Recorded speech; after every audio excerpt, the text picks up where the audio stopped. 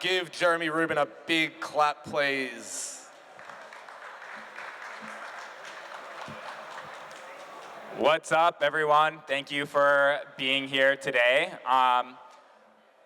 We will have slides in just a moment, and thank you for that warm introduction. Today, I'm going to tell you a little bit about how we can supercharge runes and inscriptions with covenants. So we can go into the next slide. There we go. Oh. Okay, so what are covenants? Covenants are simple. It's just restrictions on how a coin can be moved. So normally when we restrict a coin in Bitcoin today, and a coin just meaning a UTXO, that could contain some runes, it could contain an inscription. Normally, we just say who can spend this money. Maybe we say when as well, we have a time lock, but covenants let us have some restriction on how it can be spent, where it can be sent to.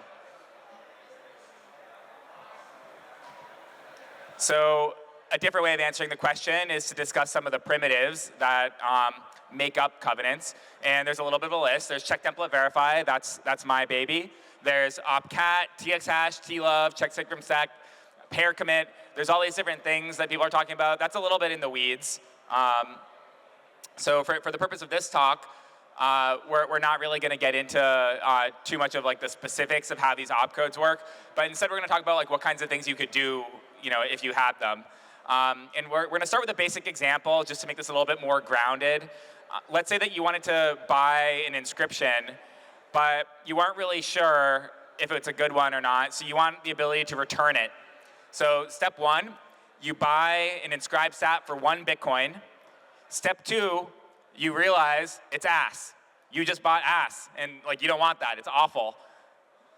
Now, after you realize that, you have 3 choices. 1, you can be stuck with this $100,000 ass that you bought forever. 2, you could return it for 1 Bitcoin and then have no ass. Or 3, you could, as the seller, you could say, hey, look, you've not returned this thing.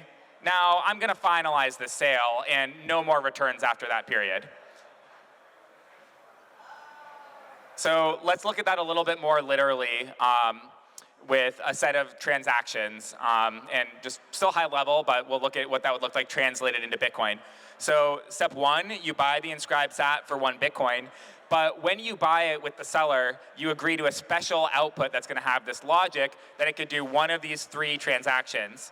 So in 1, and we're a little bit cropped here, but in 1, it returns the money to the sends the money to the seller and finalizes to the buyer.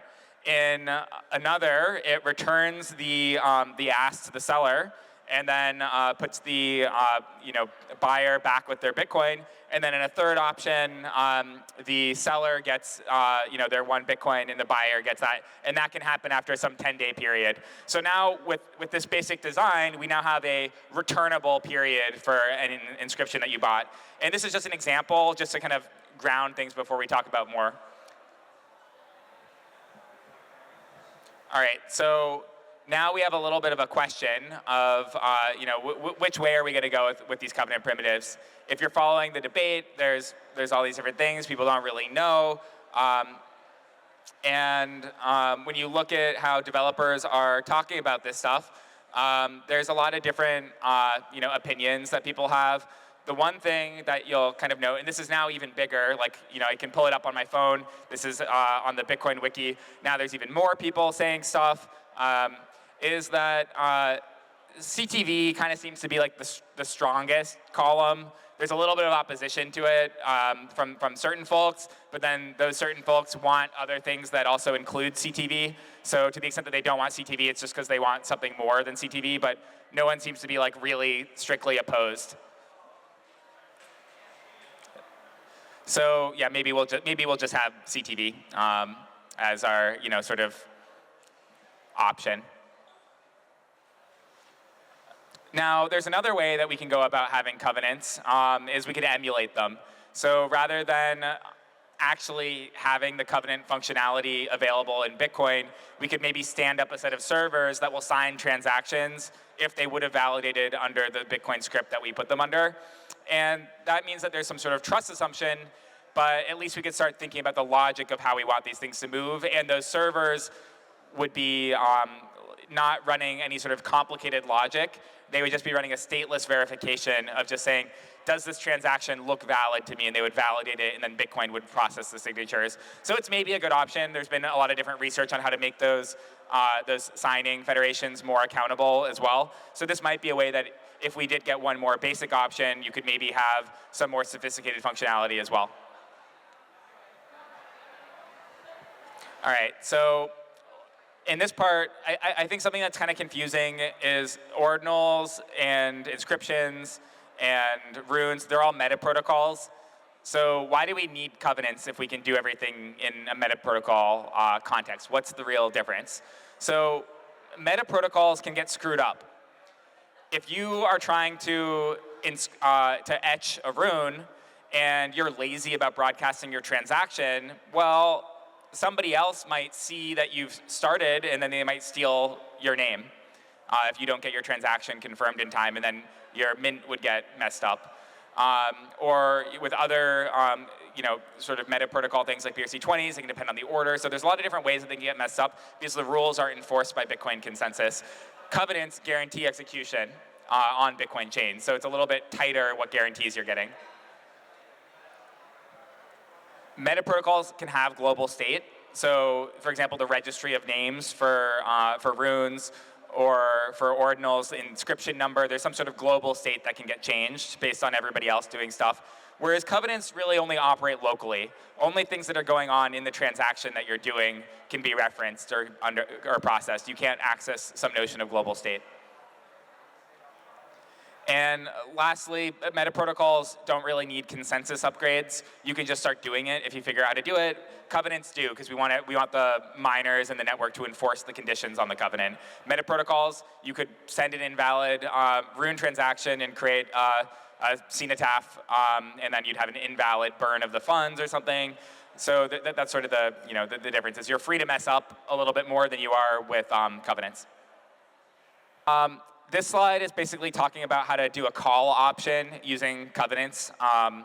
So a call option is just within a given time period, somebody has the right to buy an inscription from you and pay you money for that.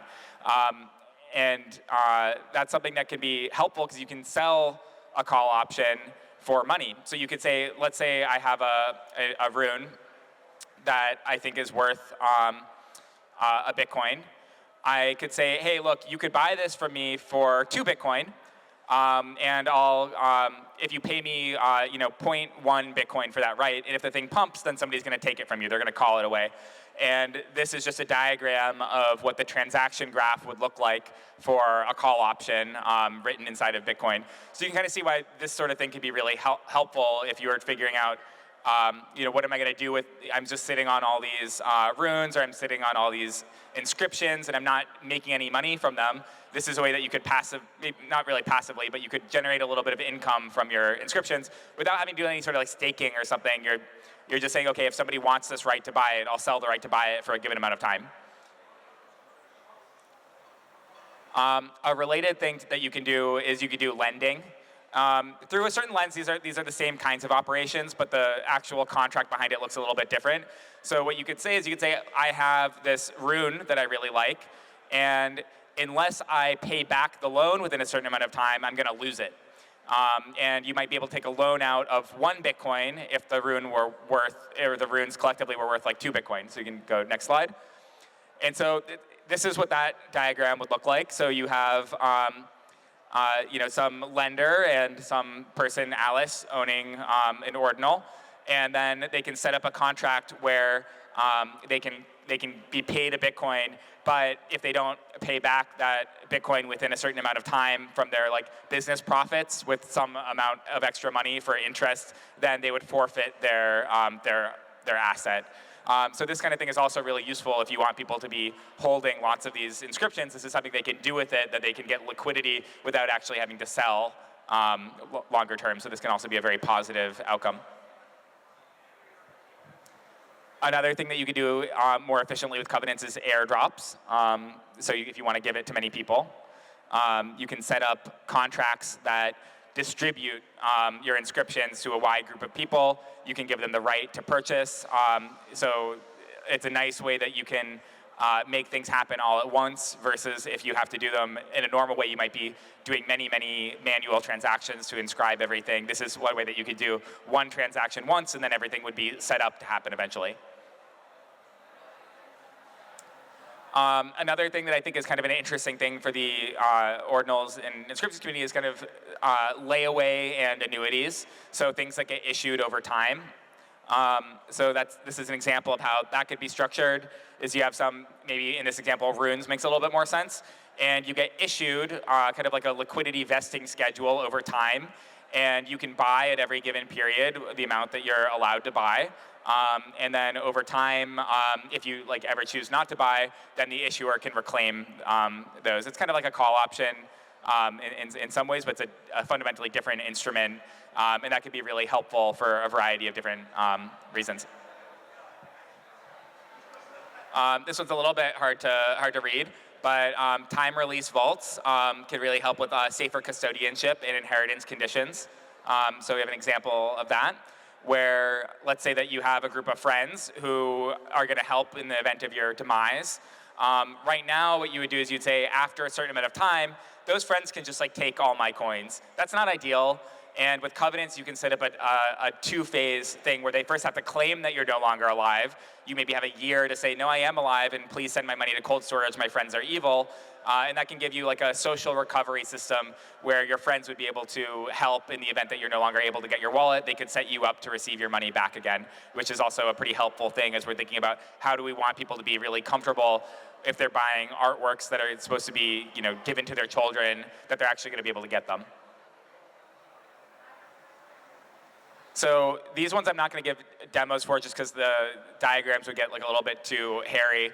But one thing that's cool is trading pools, where you could send a bunch of inscriptions or a bunch of runes into one output, and then you could jointly trade within that. So you could really condense the amount of on-chain operations that are happening. So that's something that's I think it would be a really exciting for the ordinals community to have. And then another thing that I think covenants really help with is building better bridges. So there are these other execution layers. Earlier today we heard about Starkware. And if you have covenants, the technology that you use to make those runes and ordinals show up on another chain can be made more secure. So if you wanted to have other properties, for your contracts that are working over the fundamental L1 assets, this would improve the security of those as well. One last thing that I'd say about all of these things is it's all composable. So if you take an airdrop, could you do an airdrop into a call option? Yep.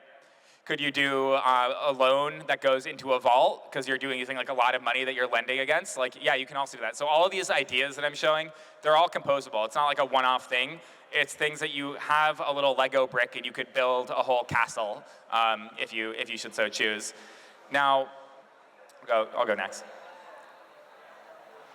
Well, we'll talk about tooling in a second, but what I want to say is in this talk I focused a lot about the economics. I sometimes make art, but I'm not primarily an artist. And one thing I didn't cover in this was how to use covenants to make art, because I think as artists, that's your job to figure out. Explore these technologies and do interesting things. One thing that I did using some Covenant-inspired techniques with Covenant emulators was I made a transaction graph that looked like a Hanukkah, and I gave Hanukkah gelt to a bunch of people over every day of Hanukkah. So there's a lot of things that you could do that are sort of artistic or experimental that would be enabled by having covenants, but I think as artists, that would be your job to figure out exactly what that looks like. I can just talk about what the primitives let you build structurally. And now that's segues nicely into this next bit about tooling, which is how do you actually use this stuff. Fortunately, you don't have to just muck around with bare script conditions. There's a lot of tooling that's being built. And there's a couple here: Sapio, Minsk, Matters, Katana. It's a growing list. You can go next. There's so many because people don't ever really want to like use anything that exists already. Every time somebody wants to solve these problems right now, they say, oh, I want to solve this problem in this specific way, and now there's like another framework. So maybe if you try and use any of these, you would say, I'm going to make my own to do something a little bit different anyways. But there are a lot of different frameworks that you could maybe play around with to experiment and prove out, and possibly even use in production. And that stuff will only get better over time. That's kind of on the horizon. As artists, it's also, I think, your job to push the boundaries of what's possible and try out these new tools, and show people, kind of delightful experiences that get them excited. So lastly, I would just make a little bid to come join and work with me. I am not usually working on exactly this stuff. I work on some of it. Char is a network for staking Bitcoin for consensus orchestration. And we're gonna have an office out here in Miami. So if you're interested in, you're a Bitcoin engineer, I think the boss is kind of cool. So please, shoot me a DM. I'm at Jeremy Rubin. Thank you so much for your time.